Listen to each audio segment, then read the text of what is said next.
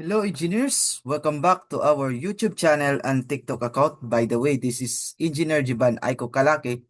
At sa araw na to, ang pag-uusapan or yung i-discuss natin is Power System Analysis and Design, to which yung topic natin is Short Transmission Line, Single Phase System. Okay, without further ado, let's start our discussion. Okay, so we have a sample problem here taken from past REE board examination April 1980. So yung problem natin dito, engineers, a single phase transmission line has a total impedance of 1.5 plus G 0.3 ohms. It delivers 3 megawatts at 11,000 or 11,000 volts or 11 kV. And at unity power factor, determine the sending end voltage of the transmission line. So ulitin natin yung problem. A single phase transmission line has a total impedance of 1.5 plus J 0.3 ohms. It delivers 3 megawatts at 11 kV and at unity power factor. Determine the sending end voltage of the transmission line. Okay, engineers, let's try to solve this problem using our Caltech solution. But before that, let's illustrate and analyze first the problem. So sabi dito sa problem, we have a single phase transmission line. So ito yung ating single phase short transmission line illustration or circuit diagram. So meron tayo dito na source voltage and then meron din tayo dito na load. And then between the source and the receiving load is meron tayong line impedance consisting of one resistor and one inductor. Okay? Sabi sa problem, meron daw tayong load na 3 megawatts at 11 kV, to which yung power factor natin is unity or equal to 1. And then, mayroon tayong total impedance or line impedance na 1.5 plus J 0.3 ohms. So therefore, using these two given, masosolve natin yung ating source or sending end voltage. Okay?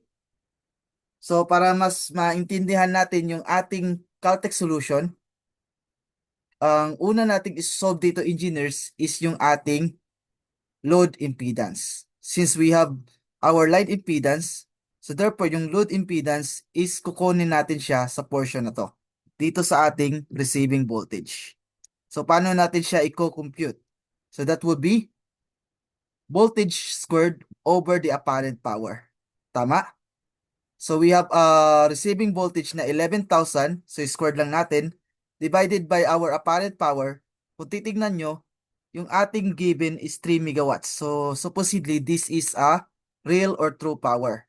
So para maging apparent power siya, i-divide natin siya ng power factor.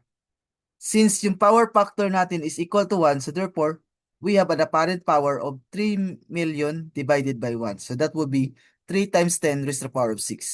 Ulitin natin, ano yung ating load impedance calculation? We have voltage squared divided by apparent power.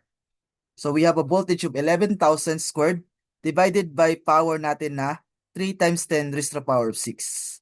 And then angle of 0 degrees. So using our calculator, makukuha nating result dito. So using our calculator, engineers, 11,000 squared divided by 3 times 10. So kailangan pala natin magpunta sa mode 2. 11,000 squared divided by 3 times 10 raised to the power of 6, angle of 0. So shift 2, 3. May makukuha tayong sagot dito na 40.33 angle of 0. Okay? So we have line impedance na 1.5 plus G 0.3 and we also have load impedance na 40.33 angle of 0. So using these two given, masosolve na natin yung ating sending end voltage. So sa portion na to, engineers, is mag-i-introduce tayo ng panibagong formula. So ito yung ating panibagong formula.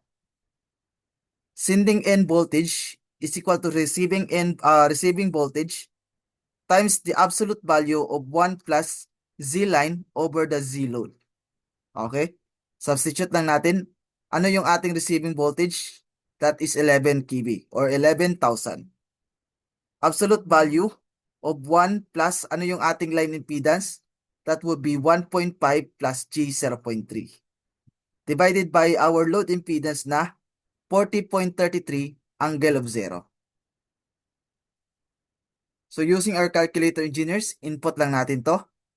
11,000 times absolute value of 1 plus our line impedance na 1.5 plus 0.3 I divided by our load impedance na 40.33 angle of 0. Inter equal. So we have a result of 11,409.42 volts. Or that is equivalent to 11.41 kV. So therefore, yung sagot natin dito is letter A. Okay, let's try to solve the problem once again using our Caltech solution without a guide. Okay, so using our calculator techniques from the very start. So ulitin natin, yung problem is a single phase transmission line has a total impedance of 1.5 plus G 0.3 and delivers 3 megawatt at 11 kV and at unity power factor. Determine the sending end voltage of the transmission line. Okay, ito lang yung gagawin natin, engineers. Punta kayo sa mode 2. So ano yung ating receiving voltage? 11,000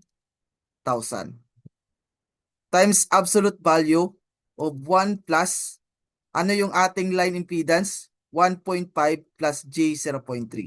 So 1.5 plus 0.3 I divided by our load impedance. So that would be 11,000 squared divided by our apparent power na 3 times 10 raised to the power of 6 divided by 1.